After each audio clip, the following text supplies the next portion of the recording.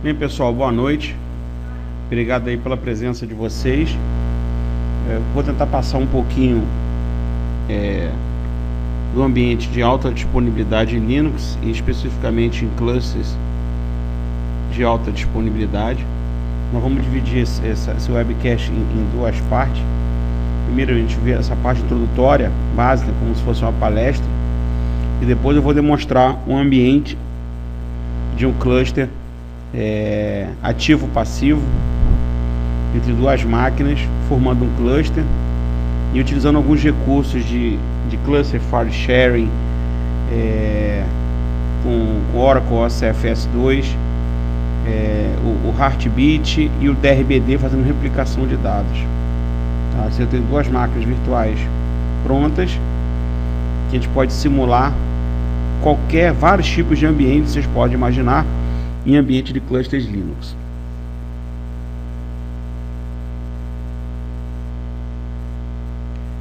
Um pouquinho sobre mim. Eu fiz 44 anos agora, dia 15 de março. Eu tenho mais de 27 anos de TI e TCOM, uma infinidade de certificações, 3 livros publicados, sendo 2 focados na área de computação de alto desempenho, na área de computação, supercomputação em cluster Linux. Atualmente eu sou engenheiro sênior da IBM Brasil, na área de supercomputação, e também atuo em segundo plano também na área de security. Só que hoje eu estou muito mais focado realmente em supercomputação do que a parte de segurança. Quer dizer, segurança quando aparece os trabalhos para não fazer de perícia e pen test, mas não estou com aquela dedicação tanto quanto eu tinha anteriormente. O áudio está baixo? Vê se melhorou aí, Fábio. Aumentei a sensibilidade do microfone. Beleza? Alô?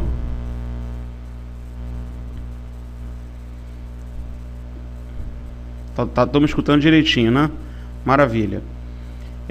Então tá voltando, atualmente trabalho na IBM Brasil, na área de supercomputação. Deixa eu voltar aqui onde eu estava.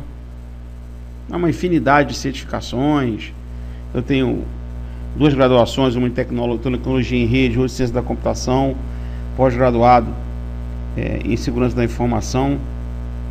Estou fazendo MBA agora em gestão estratégica de TI pela Fundação Getúlio Vargas. Eu tenho uma vasta experiência na área de TI e TCOM, que vou tentar ajudar vocês nesse ambiente. Aqui na apresentação, isso aqui era um pedaço, né, do meu laboratório, que eu uso para simular várias condições. Na verdade, eu tenho também 8 máquinas quad-core, onde eu simulo meus clusters de alto desempenho, de alta disponibilidade, que não está aqui. Não tenho uma infinidade de equipamentos em casa, justamente para nunca ficar dependendo de empresa nenhuma para eu poder simular situações reais do dia a dia que eu preciso dominar antes de ir para campo. Então, o primeiro conceito que nós temos que definir o que é um cluster é uma questão simples. O cluster é a união de 2 ou mais computadores que trabalham de forma conjunta, como se fosse uma única entidade. Então, quando você tiver 2 computadores que estejam trabalhando juntos, de forma que o usuário pense que é somente um único sistema que responde para você, aí você tem um cluster, que do inglês significa agrupamento. Tá? Então, você tem um agrupamento de máquinas trabalhando para um sistema como se fosse um único ambiente. Você tem um cluster. Então, esse é o principal conceito do que vem a ser um cluster. Agora, o cluster pode se dividir em vários tipos. Então vamos ver daqui a pouquinho, né? Nós temos um cluster de alta disponibilidade, que é o foco. Temos um cluster de alto desempenho, que visa resolver problemas computacionais de forma paralela. e clusters de balanceamento de carga, que tem por finalidade distribuir a carga entre os seus nós. Tá? Então, para que eu preciso usar um cluster? Então, nós temos praticamente 3 tópicos de onde você poderia usar um cluster. Primeiro, para você diminuir o tempo de execução de determinado programa. Então, significa o seguinte: você tem determinado programa para fazer cálculo matemático com MATLAB. Tá? Isso demanda muito processamento do ambiente. Então, por que não você usar várias máquinas e distribuir aquele cálculo complexo de forma que ele seja executado em vários nós ao mesmo tempo, em paralelo? Então, nós temos aí processamento paralelo. Nós vamos comentar isso mais na frente. Então, esse é o primeiro ponto que você imagina o uso de um cluster. O segundo ponto é distribuir a carga entre vários computadores. Aí entra o conceito de SLB, Server Load Balance, onde você tem várias máquinas e você consegue distribuir as requisições dos clientes e começa a distribuir entre esses nós para que você consiga atender a demanda. Exemplo clássico, hoje o imposto de renda, da transmissão do imposto de renda, isso trabalha são vários servidores trabalhando em cluster, onde ele começa a balancear a carga entre vários servidores para atender a demanda dos acessos. E o terceiro ponto é garantir que o seu serviço esteja sempre no ar. Aí entra o conceito de alta disponibilidade. O serviço tem, inclusive, isso é um dos pilares da segurança da informação, que preza sobre a disponibilidade do serviço, em que o serviço tem que estar disponível sempre no momento que você precisar. Isso é uma das poucas coisas que as pessoas pouco se preocupam na segurança. Os caras estão preocupados muito em hackear, hackear sistemas, aprender a criar exploit, mas esquece uma das coisas fundamentais da segurança, que é disponibilizar o serviço no momento que você precisar. Isso é uma arte, tá? Você montar ambiente de alta disponibilidade. Ainda mais agora com a onda de cloud computing, né? Computação nas nuvens, onde se fala de virtualização, VPS e demais serviços, storage replicados, informações que estão na nuvem. Tudo isso utiliza esses 3 tipos de cluster, por incrível que pareça, né? Ele utiliza cluster de processamento paralelo, High Performance Computing. Você tem serviços de balanceamento de carga de servidores e ambientes de alta disponibilidade. Então, a computação nas nuvens, você montar uma estrutura de computação nas nuvens, você utiliza vários desses conceitos. Tá? São os conceitos fundamentais que estão dentro da estrutura para você disponibilizar uma computação nas nuvens. Então, o nosso primeiro cluster aqui que nós vamos analisar é um cluster de processamento paralelo, que é o HPC, High Performance Computing, onde nós temos um nó de controle e nós temos 2 redes, tá? Uma rede separada só para gerenciar as máquinas e uma outra rede principal que nós chamamos de rede de passagem de mensagens, que aí existem bibliotecas específicas para trabalhar com paralelismo. Uma delas é o MPI, que é o Message Passing Interface, tá? Que é a interface de passagem de mensagem, que são bibliotecas que você escreve o seu código de forma paralelizada. Então, talvez aqui tenha algumas redes que vocês nunca ouviram falar, como InfiniBand, Mirinet, que são redes, tem o 10 gigabit, que são redes de baixa latência. 10 gigabit nem tanto, mas o InfiniBand e Mirinet são redes de baixíssima latência, algo em torno de 1 microsegundo. Só para vocês terem uma ideia, um switch gigabit tem algo em torno de 70 microsegundos de latência. Uma rede InfiniBand, você consegue atingir até 120 gigabits por segundo. Olha o que eu estou falando, hein? 120 gigabits por segundo. Uma rede Ethernet, o máximo que você já ouviu falar é 10 gigabits. Então a rede InfiniBand tem 12 vezes mais largura de banda do que uma rede 10 gigabits. Tá? E é um tipo de rede que poucas pessoas dominam no mercado. Eu sou um deles, porque como eu trabalho com supercomputação, eu tenho que conhecer bastante sobre rede InfiniBand. E como eu sempre falo para meus alunos, aonde não existe profissional, é onde você ganha bem, porque não existe concorrência para você, tá? Eu te digo exemplo, logo quando a Cisco veio pro Rio de Janeiro, né, pro Brasil, lá pro volta de 1998, por aí que eu entrei no programa Network Academy para ser instrutor, existiam poucos profissionais naquela área. Então naquela época eu ganhei muito dinheiro trabalhando com o Cisco. Mas chegou um determinado momento que o negócio, o Network Academy, gerou vários profissionais na área. E o que acarretou?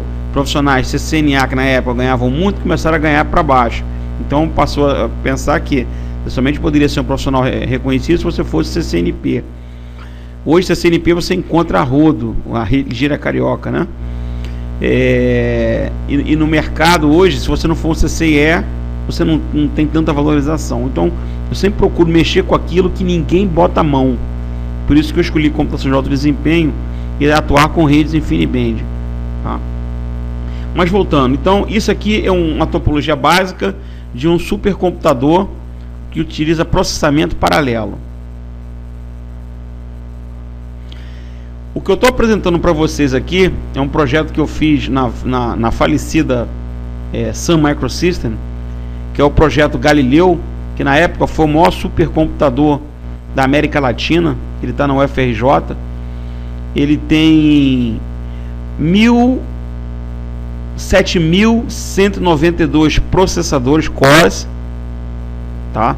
7.000, mais ou menos 7.200 cores de processadores Intel e Halley, e até naquela época ele era o supercomputador mais rápido da América Latina. Esse foi um projeto que eu desenvolvi dentro da Sun Microsystems, hoje Oracle, quando eu trabalhei na Sun Microsystems.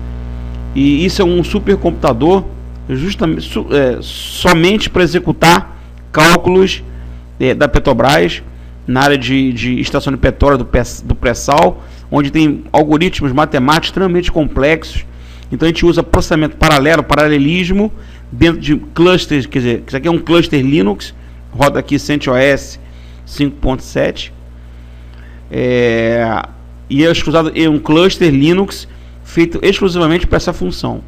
Então, dentro da filosofia de cluster de processamento paralelo, tem vários servidores ali dentro que oferecem serviço para o cluster que rodam em alta disponibilidade, tá? Então, se um determinado nó que oferece algum serviço para o cluster parar, o outro entra e continua o serviço operando, tá? Além disso, olha só, você vê como é que eu tenho tudo isso num cluster só. Eu tenho um software que faz gerenciamento de filas, tá? O que esse cara faz? Eu submeto um programa para executar no supercomputador, ele vai escolher em quais nós aquele programa pode executar.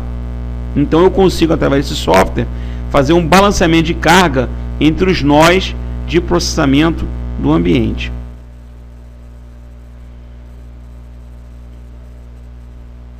Obviamente, toda a parte de storage, ele trabalha com RAID, redundância de discos.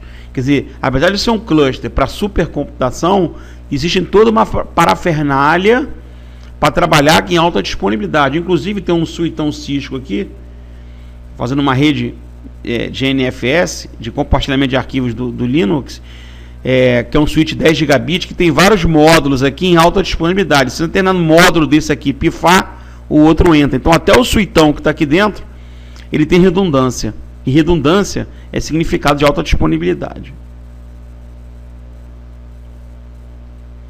Então, só para vocês terem uma ideia, não é qualquer programa que você coloca lá dentro que vai ficar rápido. Então você precisa escrever o programa usando bibliotecas especiais para usar o paralelismo. Então aqui está um exemplo básico de um Hello World, tá? Para rodar de forma paralelizada dentro de um supercomputador. Então você tem aqui as bibliotecas, MPI Concise, Rank, MPI Init. Isso aqui são as bibliotecas que eu preciso utilizar para criar um programa para rodar num supercomputador. Então não é para qualquer programa, vou botar meu OpenOffice, vou botar meu joguinho lá dentro que ele vai rodar mais rápido. Não, não é bem assim, tá? Só para vocês deixarem claro que não é qualquer programa que você coloca lá dentro que vai ficar rápido. Bem, o próximo cluster que nós temos aqui é um cluster de alta disponibilidade, onde eu tenho os meus clientes, eu tenho uma rede, eu tenho duas máquinas. Eu posso ter duas ou mais máquinas. Lembre-se, um cluster é a união de duas ou mais máquinas que agem como se fosse uma única máquina. E eles vão compartilhar recursos, tá? Então, eu tenho aqui um recurso chamado IP virtual, que ele vai ser compartilhado entre essas duas máquinas. Se a máquina ativa cair, a passiva assume, pega o IP virtual para ela e os usuários continuam a utilizar o storage como se nada tivesse acontecido. Observe que eu também preciso de um canal redundante de comunicação entre os nós, que nós chamamos de heartbeat, ou batimento cardíaco, onde o nó vai ficar monitorando a saúde do outro, de tal forma que se um nó parar de enviar heartbeat para o outro lado, ele percebe que a máquina parou e ele vai pegar os serviços para ele. Observe também que no meu storage, o que é um storage compartilhado, eu tenho duas ligações em fibra ótica com redundância, de tal forma que se queimar uma controladora aqui do storage, queimar essa controladora aqui, ele vem por um outro caminho alternativo. Então, um ambiente em total alta disponibilidade, e com alguns mecanismos de redundância. Mas isso daqui nós chamamos de solução do homem rico. Você vai ter um storage, que é um equipamento caro, um storage inteligente, que tem RAID via hardware, tá? Então você tem espelhamento de discos aqui, de tal forma que se um disco queimar, um outro entra, que nós chamamos de spare disk, o outro entra e você continua utilizando o ambiente como se nada tivesse acontecido, tá? Mas é um equipamento caro. Se você não tem dinheiro para comprar isso daqui, você pode usar uma solução de homem pobre, onde você tem um recurso chamado Data Replication Block Device, DRBD, que ele simula um RAID nível 1, quer dizer, espelhamento de disco ou partições, onde você espelha uma partição de um disco local para um outro remoto. De tal forma que se esse nó aqui pifar, o outro assume, monta o sistema de arquivos e os dados dessa máquina estão replicados na outra extremidade. Tá ok? Então essa aqui nós chamamos de solução do homem pobre.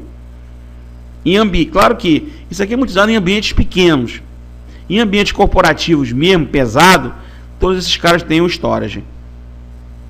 E isso a gente estuda no curso.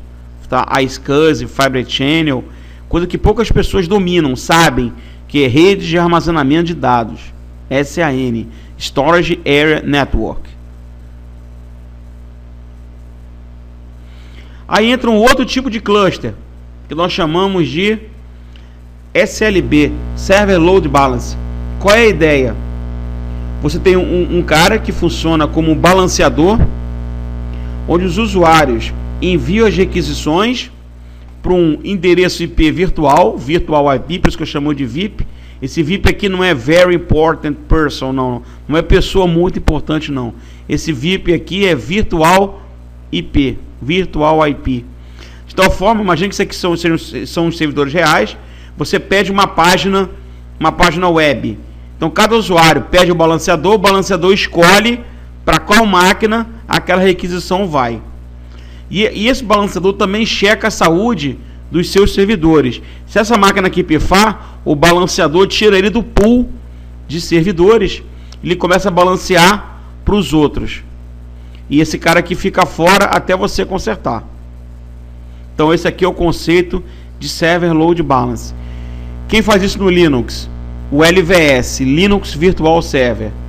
É um dos principais caras que fazem essa parte de balanceamento de servidores. Tem outras soluções? Tem o VRRP, VRRPD, que você consegue fazer essa função. Mas o LVS é muito melhor para fazer essa parte de balanceamento de servidores. Aqui é um outro recurso da Red Hat, nós chamamos de RHCS, que é o Red Hat Cluster Suite, onde ele tem um cluster de nós, tá? ele utiliza um conceito de rede de armazenamento de dados, por isso aqui, ó, shared storage, storage compartilhado.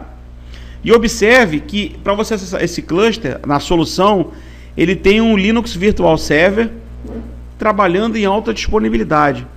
Então ele tem o roteador ativo, o balanceador ativo e o balanceador backup.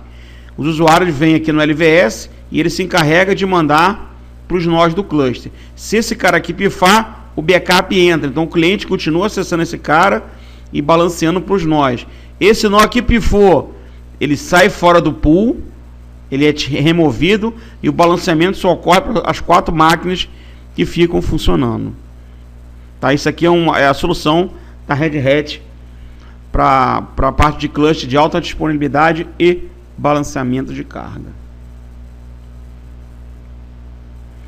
Aqui nós temos uma ligação, isso aqui faz parte daquele projeto do supercomputador, onde eu tenho um storage. Esse storage tem 2 fontes, olha, tem 2 fontes redundantes e tem 2 controladoras aqui, ó. Então, se queimar essa fonte, ele tem a outra. Tem 2 controladoras. Se queimar essa controladora, tem a outra. E aqui 2 interfaces Fibre Channel. Em total, ligação redundante. Então, tenho aqui a plaquinha Fibre Channel e ele tem uma ligação com essa controladora e com essa outra controladora. Então, tem uma ligação cruzada aqui. De tal forma que se queimar essa controladora aqui, ele consegue comutar para esse outro nó e ele consegue acessar o storage pela outra máquina. Queimou essa interface, ele tem um outro caminho para chegar lá. Ah, queimou essa controladora. Beleza, então esse caminho aqui, ó, esses 2 caminhos aqui estão mortos, mas eu tenho um outro caminho alternativo para eu chegar. E além disso, eu posso configurar através de um recurso chamado multipath, tá? Quer dizer, múltiplos caminhos, que eu consigo fazer balanceamento de carga. Então, ora o pacote vai por esse link, ora o outro pacote vai pelo outro. Então, eu consigo fazer balanceamento de carga utilizando um recurso do Linux chamado multipath, múltiplos caminhos, tá? Ele automaticamente trabalha também em alta disponibilidade, que se esse caminho aqui pifar, ele só manda os pacotes pelo caminho alternativo.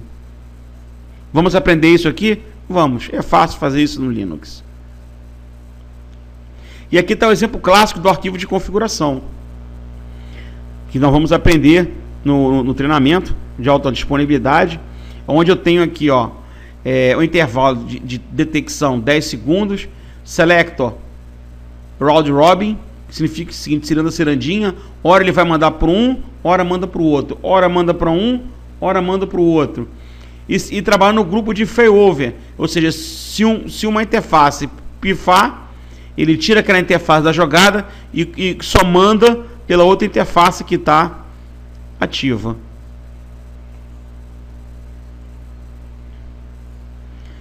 Não poderíamos falar de alta disponibilidade se não falar em RAID, tá? O RAID pode ser feito em 2 níveis, a nível de hardware e a nível de software. Tá? Existem os principais mecanismos de RAID no mercado, quer dizer, tem vários, tá? Mas o que Linux suporta é o nível 0, o nível 1, o nível 5 e o nível 6, tá? O nível 0, ele faz um somatório dos discos. Se eu tenho 2 discos de 100 GB, ele vai criar um único discão de 200 GB para mim. O problema é que se um disco queimar, você perdeu tudo.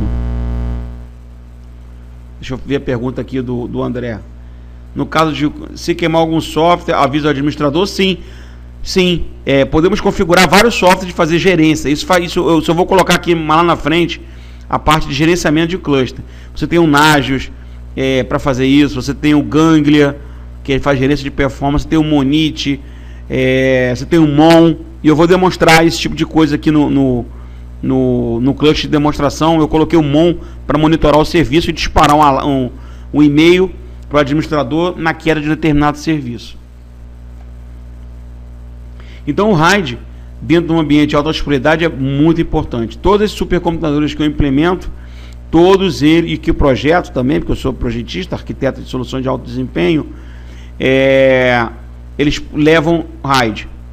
tá? E se possível, RAID por hardware. Se não tiver condições e o custo não for viável, a gente faz por software.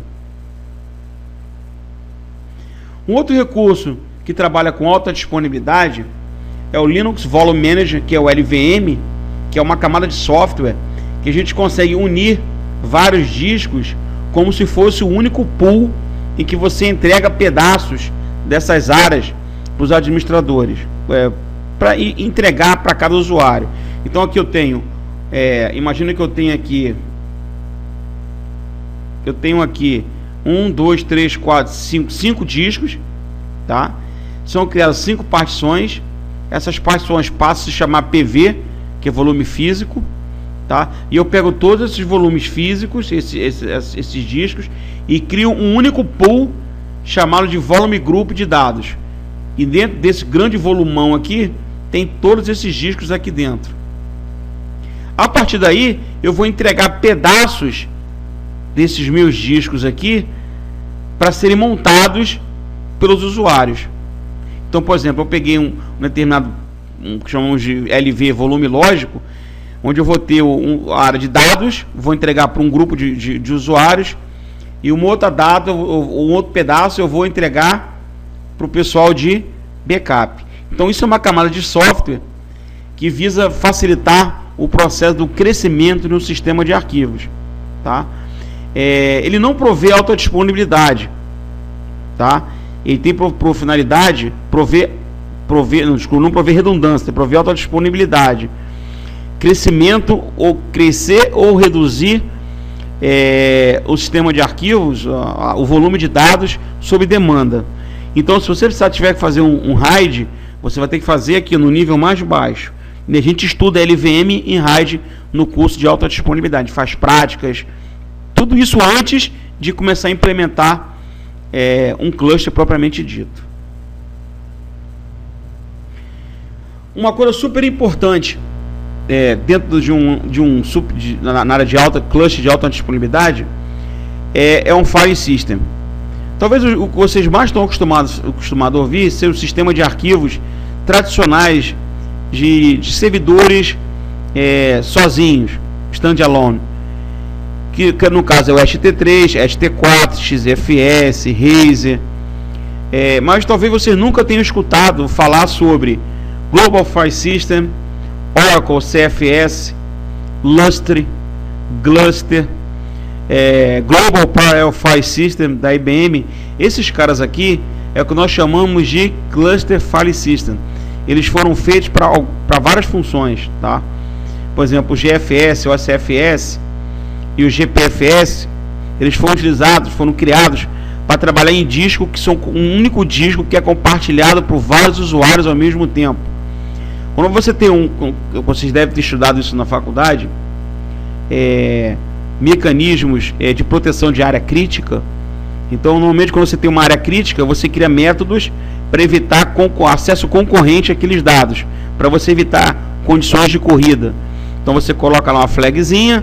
Se um cara entrar na região crítica, nenhum outro pode entrar. Então, isso nós chamamos de Lock Manager, gerenciamento de trava, tá? Só que quando você faz isso dentro do sistema de arquivos, onde vários usuários estão acessando o mesmo sistema de arquivo. Então esses caras implementam um negócio chamado Distributed Lock Manager, sistema de trava distribuída. Por quê? Vários usuários tentando acessar o mesmo sistema de arquivos ao mesmo tempo, tá? Se você for trabalhar com paralelismo, você precisa que vários nós leiam e escrevam ao mesmo tempo.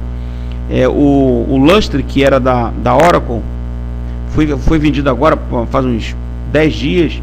É um sistema de arquivos feito para supercomputadores. E o Gluster é um sistema de arquivos feito para você criar um storage distribuído. Você tem vários discos, tá?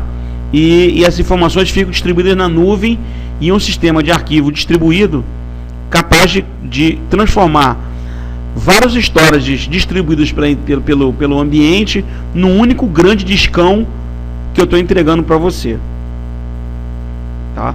Então, no curso a gente estuda basicamente dois tipos desses caras, dois deles, que é o OCFS2 e o GFS, que vem da Red Hat, tá? São esses dois caras que a gente faz a implementação prática. Dentro do ambiente de alta disponibilidade em Linux, nós temos alguns programas que fazem essa parte de redundância e alta disponibilidade. Então, alguns exemplos: Heartbeat, Pacemaker, Red Hat Cluster Suite, Data Replicate Block Device, o Cluster Sync, o Remote Sync e outros vários programas de apoio para fazer alta disponibilidade em clusters Linux. Então, no treinamento a gente estuda Heartbeat, Pacemaker, DRDB, um pouquinho de C-Sync e R-Sync. O Red Hat Cluster Suite, não dá para a gente ministrar isso num curso de 24 horas. Na verdade, o Red Hat Cluster Suite teria que ser um curso à parte só para a solução da Red Hat. Além disso, a gente estuda no treinamento a iSCSI, a gente monta um servidor compartilhado com a iSCSI, a gente estuda, a gente vê a teoria de Fibre Channel, Fibre Channel over Ethernet e algumas soluções de SAN, de Storage Area Network, que são informações super importantes quando se trabalha na área de alta disponibilidade e rede de armazenamento de dados. Tá? E nós fazemos uma implementação prática de um NICE Network Appliance Server, que é um servidor NICE com OpenFiler em Linux, para criar um storage compartilhado, simular um storage compartilhado com a iSCSI. Então, o monitoramento do cluster, como é que foi feita essa pergunta para mim aí? Então, como é que a gente monitora o cluster? De várias formas, tá? O Nagios, prepara uma máquina externa para ficar monitorando. O Ganglia é uma outra ferramenta de monitoramento, só que ele não gera alerta. É uma ferramenta de análise de desempenho. Ele monitora o desempenho do seu cluster, se está sobrecarregado, se não está. O Mon e o Monit são ferramentas que monitoram um determinado serviço. Se o serviço caiu, ele gera uma determinada ação. Ele joga um alarme ou manda desligar o nó para que o outro assuma o serviço. Então, são ferramentas de apoio. O CACT, ou em inglês Cacti, ele tem por finalidade fazer um monitoramento SNMP, com protocolo de gerência de rede. Aí consegue monitorar a performance, consegue monitorar a disponibilidade do ambiente, gerar gráficos. Dentro desses caras aqui, a gente consegue implementar rapidamente o Ganglia e o Mon, que são os dois caras que eu vou utilizar no treinamento. Tá? O Ganglia monitorar o desempenho e o Mon para monitorar se um determinado serviço está ativo ou não, e se ele cair, disparar um alerta e mandar desligar um nó para evitar um problema que nós temos em alta disponibilidade, que é chamado de cérebro dividido, split brain. Então, para evitar que duas máquinas pensem que elas são master, então ele manda executar um conceito de alta disponibilidade chamado fencing, que é cercamento. Você cercar uma máquina, você manda desligar ela ou força ela a se desconectar para que o outro servidor, o backup, assuma as funções do master. Então, essas são coisas que a gente estuda no treinamento. Tá? E terminamos aqui a parte teórica do que vem a ser alta disponibilidade em clusters Linux, não somente alta disponibilidade, mas balanceamento de carga e alta disponibilidade e computação de alto desempenho. Alguém tem alguma pergunta?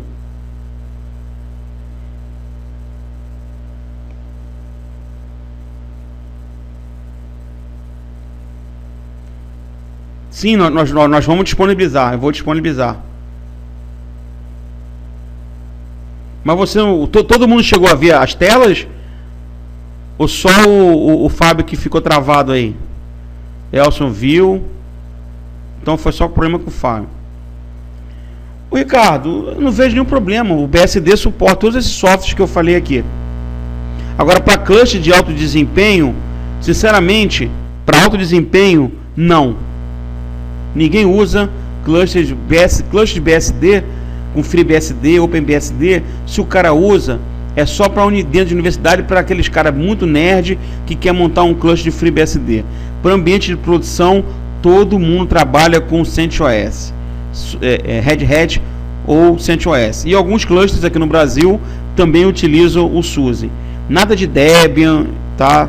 Debian, só os clusters pequenininho, para alguns grupos específicos de universidade que quer montar Debian, mas aí o que vai acontecer? Quando precisar de algum software proprietário que você precisar colocar dentro do cluster para rodar, aí o fabricante, o nosso software só foi homologado para rodar no Red Hat. Aí os caras vão ter 12 trabalhos, tá?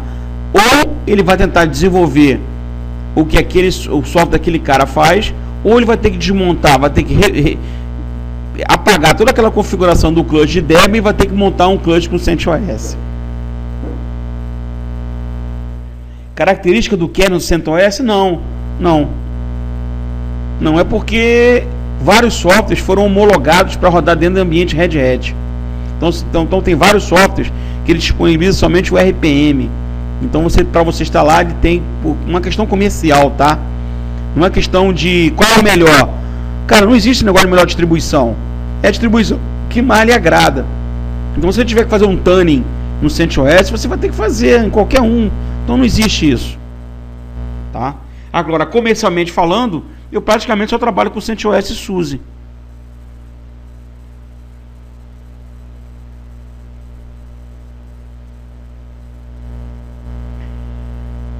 Dá para desenvolver um ambiente H no Promox VR? Primeiro diz para mim o que é, porque desculpa, Vitor, eu não conheço o Proxmox VR. Traduz para mim aí.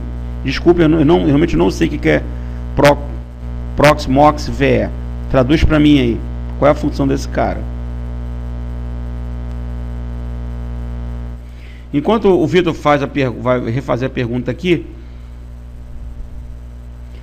Sim, sem problema nenhum. Sem problema nenhum, porque se eu faço alta disponibilidade em cima do Zen, do KVM, com certeza vai funcionar. Funciona assim. Só que eu nunca usei isso daí. Eu sempre trabalhei com KVM e com Zen. Então, galera, eu tenho aqui 3 máquinas no meu ambiente virtualizado, tá? Eu tenho aqui um OpenFiler, que é um NAS, um servidor NAS, que eu posso acessar isso via interface gráfica. Deixa eu pegar aqui, ping 192.68.1.1. Tá saindo, então eu consigo abrir aqui.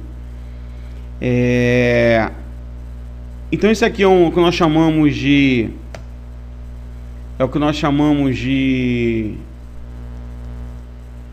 simular um servidor NAS, tá? Via SCSI. 1, 2, 3, 4, 5, 6. Eu entro nele e eu estou disponibilizando alguns discos para esses 2 servidores aqui que estão conectados com ele, o master e aqui o slave. Eles estão numa ligação, eles possuem uma interface de rede que nós chamamos de Heartbeat, que eu vou mostrar para vocês aqui, adaptador de rede. Ele tem 3 placas de rede, tá? E nessa placa de rede aqui, ele tem 2 placas de rede para se comunicar com o outro para saber se ele está vivo. Então eu fiz uma ligação aqui, vou dar um if config aqui, bond 0. Chamamos de channel bonding, tá? Ou seja, ele tem 2 interfaces de rede criando uma única interface. Se uma cair, a outra entra. Então nós temos aqui, if config. Vocês vão ver que ele tem aqui, uma interface bond 0, e ele vai ter aqui, ETH1, slave. São 2 interfaces que criam uma única interface virtual, de tal forma que ele é um canal de comunicação dedicado entre essas 2 máquinas. Se uma máquina cair, se uma interface pifar, a outra continua mandando pacote. Então nesse cara aqui, senhores, está rodando os seguintes serviços: Apache, perfeito? E ele vai ter um IP virtual. Quem acessar de fora vai acessar pelo IP 192.168.1.100. Por quê? Porque na verdade o IP dessa máquina é 192.168.1.10. De tal forma, mas quem no DNS está registrado esse IP aqui, perfeito? esse IP aqui. Então, 192.168.1.100.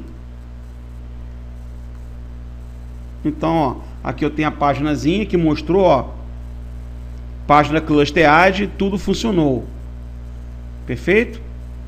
O IP 192.168.1.100. Vamos para o outro nó agora. O slave. Vou dar um nmap localhost. E aqui ele está rodando um outro serviço. Servidor de impressão, ó. Na porta 631.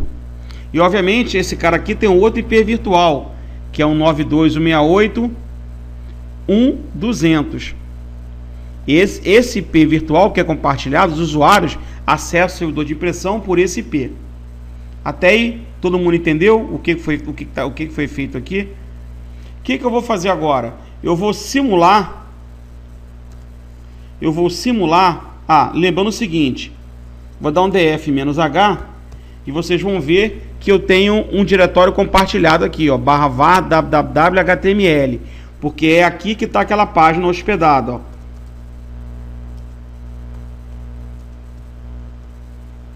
cat-index.html está aqui, ó, página cluster add, tudo funcionou, tá? Então isso aqui está sendo montado, ó, num disco compartilhado.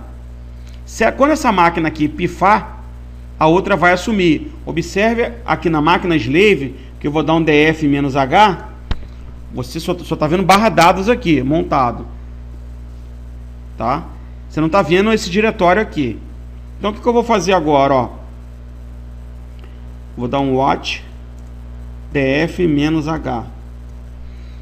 O que eu vou fazer agora? Presta atenção, hein? Eu vou simular como se eu estivesse desligando essa máquina. Então vou dar um service heartbeat stop.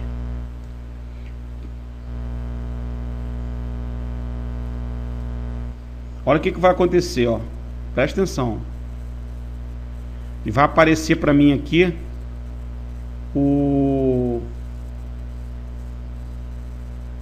montou do outro lado.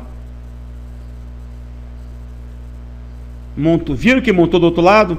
Se eu der um df-h aqui, você vai ver que não está mais aqui nessa máquina. Se eu der um nmap localhost, os serviços não estão mais nessa máquina. E se eu der um ifconfig, vocês vão ver que o IP, deixa eu abrir aqui, vocês vão ver que o IP virtual, que é o 100, não está mais nessa máquina, ó.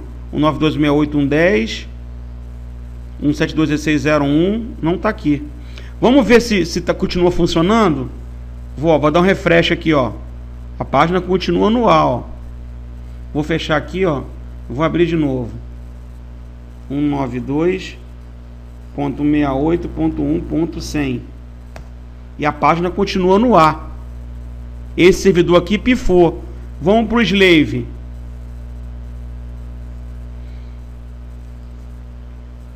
ifconfig. Vocês vão acabar que agora ele está respondendo por dois IPs, ó. 192.168.1.200 responde pelo servidor de impressão e agora essa máquina responde pelo IP do servidor web.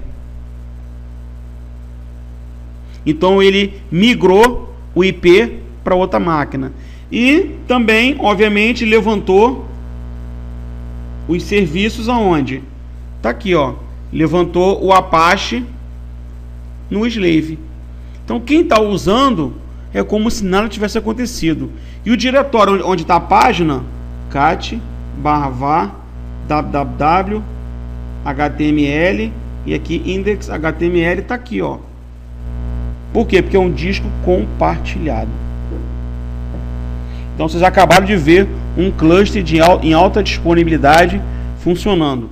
Vou levantar o Heartbeat de novo aqui. Service Heartbeat Start. Agora eu vou dar um nmap, o df, e vou levantar aí você pegou, ligou o server. O que vai acontecer? Vocês vão ver que isso aqui vai sair daqui e vai vir para cá. Ó, saiu daqui. Obviamente está onde? Voltou para o master. E obviamente o IP virtual voltou para cá. Tá aqui. Voltou para cá. E também os serviços Nmap. E o Apache voltou para cá. Agora vamos simular. Lembre-se que esse ambiente está montado em ambiente de balanceamento de carga. Então esse cara aqui está rodando um servidor de impressão. Então Nmap localhost. Vocês vão ver que o serviço saiu daqui, mas o servidor de impressão está aqui. Perfeito? Então o que eu vou fazer? E tem o IP aqui, que é um 192.168.1.200. Aqui não vai ter IP 200. Aqui, ó, não tem, ó. Tem o 100. Então agora eu vou simular a queda do slave. Aí vocês vão ver que a mágica... Aqui, ó. O servidor de impressão migrou para o master. E, obviamente, o IP virtual também veio para cá, ó. Tá aqui, ó. 192.168.1.200. Então o ambiente continua em alta disponibilidade. Perfeito? Vou levantar de novo aqui o Heartbeat e ele vai trazer de volta o serviço Nmap localhost. Já voltou, ó. Voltou e obviamente saiu daqui. If config, olha lá, não tem mais o IP 200. E saiu, voltou para outra máquina, o servidor de impressão. Perfeito? Essas duas máquinas também estão interligadas através do protocolo iSCSI naquele servidor NAS. Então, se eu der um fdisk -L aqui, vocês vão ver que ele tem um disco compartilhado aqui, ó, 16 GB aqui. Só que esse disco ele não está fisicamente nessas máquinas. Ele está sendo entregue através de uma unidade lógica chamada LUM do OpenFiler. Tá? Então esse OpenFiler está entregando um disco virtual. E esse disco está montado nas duas máquinas. DF, está aqui /dados, DF, está aqui /dados. Então as duas máquinas estão enxergando o mesmo disco e esse cara aqui está formatado com OCFS. Então se eu dar um service /etc /o2 desculpa, init d o cf o2cb status. Então ele está rodando aqui, ó, o sistema de arquivos compartilhado nas duas máquinas. Tá lá, tá rodando nas duas máquinas. De tal forma, se eu escrever alguma coisa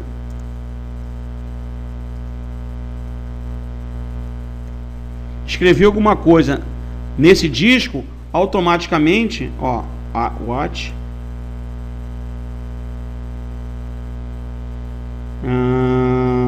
ls-la /dados. Ó, vou escrever aqui alguma coisa, vou escrever aqui Vitor. Olha lá, Vitor, o que vai acontecer? Apareceu o Vitor do outro lado. Então as duas máquinas conseguem enxergar os dados ao mesmo tempo. Claro que criando um mecanismo de proteção. Então eu vou pegar aqui, ó, watch ls-la ls-la /dados. Aí eu vou abrir um outro terminalzinho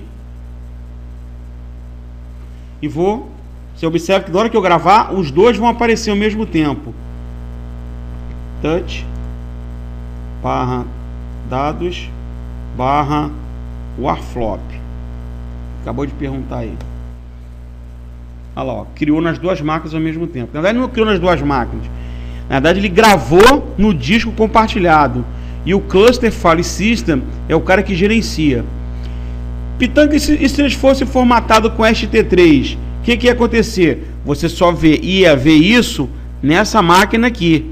Não ia aparecer nada do outro lado. Você teria que desmontar o sistema de arquivos e montar de novo.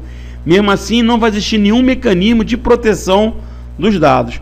E um cluster file system, ele usa aquele mecanismo de lock manager, tá? O AFLOP, qualquer servidor, você tem que fazer processo de hardening, removendo serviços que você não vai utilizar, ativar o SE Linux, remover permissões de setuid, GUID, da mesma forma que você fizesse em qualquer servidor standalone. Então o processo de hardening segue o mesmo que você faz em qualquer servidor. A única diferença é que você vai ter mecanismo de alta disponibilidade. Então segue o mesmo padrão que você faz em qualquer servidor. Tá ok, pessoal? Alguma pergunta? Aproveite agora. E o MySQL rodando nesse método teria o mesmo desempenho? Bem, vamos lá. Primeiro que você teria que utilizar uma região do MySQL para ser ambiente compartilhado, que é onde você vai ter os databases, tá? Você colocaria também um cluster file system, seria um storage compartilhado. Mas se eu não me engano, o próprio MySQL tem mecanismos para você montar alta disponibilidade com replicação de dados, tá? Mas se você quiser fazer isso daqui, você faz tranquilamente. Você colocaria o local onde fica os databases no storage compartilhado, formatado com cluster file system, onde o banco de dados vai estar acessando aquela região, e os dois vão funcionar normalmente, sem problema nenhum. Então cada serviço, sim, você pode configurar. Tem N métodos de você fazer esse tipo de configuração. Tem umas que são no próprio MySQL, trabalhando com replicação. Agora lembre-se o seguinte, o MySQL não é um Oracle 11G da vida, tá? O Oracle 11G, o 12G, eu nem sei em qual G ele está agora. Ele tem mecanismo de paralelismo de consultas SQL, então ele muda um pouco a história, tá? Então deixa isso bem claro. O G de grid deles muda um pouquinho. Em relação ao treinamento, como é que eu faço? Eu tenho uma infinidade de material, tá?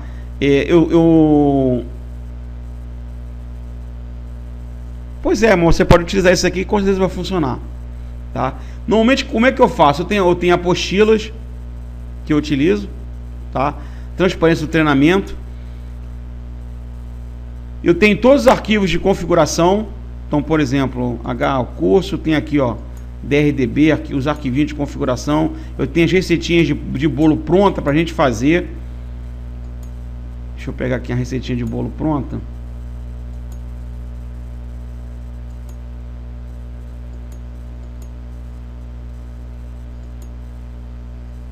Aqui, ó, uma receitinha de bolo só para a gente brincar com RAID, ó. Então, todas as aulas eu já entrego essas receitas prontas para a gente não ficar perdendo tempo digitando nada. A gente perde mais tempo estudando a teoria, porque a prática é um mero detalhe, é a coisa mais fácil do processo, tá? Agora, entender a teoria, se você não entender a teoria, você não consegue botar nada para funcionar de forma adequada. Veja bem, de forma adequada. Então, eu gasto muito mais tempo ensinando a teoria, porque na prática ele só vai cortar e colar e faz o negócio funcionar rápido. Agora, se você não souber a teoria, você vai apanhar. Isso você pode ter certeza disso. Te digo com total sinceridade. Você vai tomar surra e depois vai ficar consultando o Google para tentar resolver o seu problema. De tal forma que, se você estudasse a teoria, você iria utilizar o Google como último recurso. Basta só ler os logs, interpretar os logs, que você consegue resolver sem precisar acessar Google, tá? Isso é uma característica minha, em que vocês vão observar que em treinamento eu vou zero Google. Eu leio os logs e tento resolver um problema. Ontem mesmo, num treinamento que eu ministrei de Squid, estava dando um problema no Squid Guard. Eu resolvi lendo os logs. Em nenhum momento eu fui no Google para procurar dica de como resolver o problema. E isso é uma das coisas que eu mais brigo com os administradores. Só vá no Google como último recurso. Coisa que a maioria faz deu algum problema, a primeira coisa que o cara vai é procurar no Google a solução do problema. E o que isso está acarretando? Que nós estamos formando profissionais engessados. E grandes empresas, gente, grandes empresas contratam cabeças pensantes. Não contrata pessoal que segue receita, não. Tá? É só uma dica que o tio Pitanga está passando para vocês. Então tem todo esse material à disposição que eu uso no treinamento. Um detalhe. Imagine que eu pare aqui o Apache Service HTTPD Stop. O que vai acontecer? O Mon vai estar monitorando o serviço HTTP. Ele vai checar que o HTTP parou. Ele vai desligar o master e automaticamente ele vai passar os serviços para o slave. Não, o livro Construir Supercomputadores com Linux, eu foco ele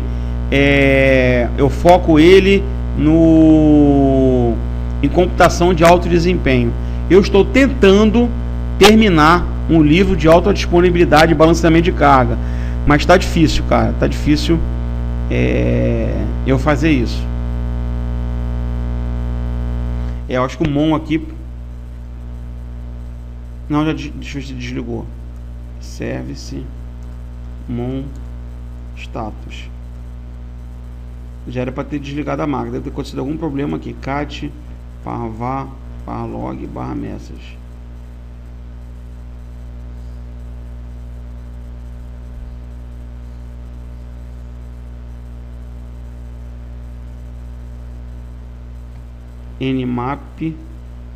nmap localhost. Acho que já migrou já. Migrou. O Mon, o que o Mon fez? Detectou que o Apache, eu não mandei ele desligar não. Eu mandei ele desligar o Heartbeat, tá? Então o que o Mon fez? Detectou que o Apache caiu e migrou os serviços para outra máquina.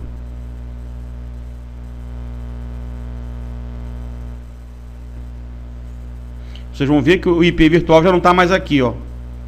Obviamente, tudo foi para outra máquina, ó. Nmap localhost. Aí vocês vão ver que o Apache agora está rodando nessa máquina, ó. Então o que eu fiz? Eu fiz uma alta disponibilidade aonde? No serviço. Tá aqui, ó. Pegou o IP. Então o Mon está monitorando. O Apache deu pau, travou aqui, o processo caiu. O Mon, o que ele fez? Desliguei o Heartbeat daqui para que a outra assumisse. Tá ok, pessoal? Deixa eu responder essa pergunta aí do Aflop. Qual a maior dificuldade de que o meu amigo? Na verdade, a maior dificuldade que eu observo é que as pessoas não têm o conhecimento teórico do processo. Tempo. Na verdade, eu já tenho todo ele montado. Só tenho que continuar escrevendo, cara. Só que eu tenho que atualizar o Construir Supercomputadores com Linux. E praticamente eu vou ter que atualizar ele em 80%. Eu tenho que fazer. A tecnologia mudou muito da terceira edição para cá. Então tem 3 anos que eu tenho que atualizar o livro. Então você praticamente 80% de informações que eu tenho que atualizar. Incluir rede InfiniBand, incluir rede 10 gigabit, incluir topologias de rede, talvez vocês nunca ouviram falar na vida, que é Torus 3D, ter topologia Butterfly para supercomputadores. Então tem um monte de atualizar os pacotes. Então tem um monte de coisa que eu tenho que atualizar o livro do Construindo Supercomputadores com Linux, para depois que eu terminar, aí eu utilizar para outra máquina, ou para escrever terminar o segundo o livro de alta disponibilidade. É possível, através de máquinas virtuais, simular um cluster distribuído como se fosse em vários países? Sim, cara, isso aí o Google utiliza esse tipo de recurso. Só que ele utiliza um Global Load Balance. Na verdade, ele não usa uma máquina Linux para fazer isso, ele usa um appliance especial para fazer esse balanceamento globalizado para os clusters dela, tá? Então você tem um appliance, por exemplo, tem a hardware, veja bem, hardware, R-A-D-W-A-R, hardware, tem um equipamento que é o Altion, que faz esse tipo de balanceamento. Você tem a empresa F5 com Big IP. Então são equipamentos que fazem balanceamento global, tá? Que é o Global Load Balance, GLB. Galera, mais alguma pergunta sobre o curso, sobre alta disponibilidade? Então, muito obrigado pela presença de vocês. Espero que tenha ajudado vocês aí a entender um pouquinho mais, um pouco, né, do que vem a ser alta disponibilidade e vocês verem também em ação um cluster em alta disponibilidade Linux rodando e ver que o negócio funciona 100%. Falou, pessoal? Brigadão aí e espero vocês no treinamento. Qualquer coisa, meu e-mail é marcos.pitanga@gmail.com. Deixa eu voltar aqui, ó. Eu acabei fechando. Mas eu vou mostrar aqui. Tá aqui marcos.pitanga@gmail.com. Qualquer coisa, pode mandar um e-mail que eu respondo com o maior prazer. Aí você vai pedir o pessoal da Always. Aí eles disponibilizam o material. Tá ok? Um abração, galera. Muito obrigado.